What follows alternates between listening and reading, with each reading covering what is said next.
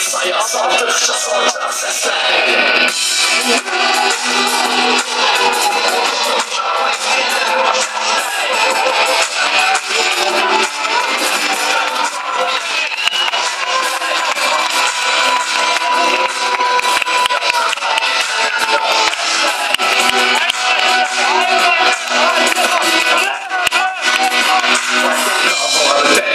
Yaralar gibi ağlar kalsın geçmişten gözlerimde dilber uzak baklardan gözünce ayaklardan senin değil dertlerimde diyesin sen özümde seçme onu eşkimde kimse doğru içinde kimse nazır ailesinde vardır etmiyor içinde kimse son anda bekleyen tek camayla kimse sekreterinde belki beklemakla anılar başkalı baş başına diğer başlaşıyor ürüne kesin bekliyor hedef olun başlaşıyor şarlar var valideyne beni bölgü kardeşliyor dolmalaşı vardır sırtındaki her taşıyla geceden kaldı yaşı sevmek sevmek etmek çetin özgelerden gayrı talep etmek çetin boş dertlerin arasında karşı basmak çetin benim ailem son işler yazmak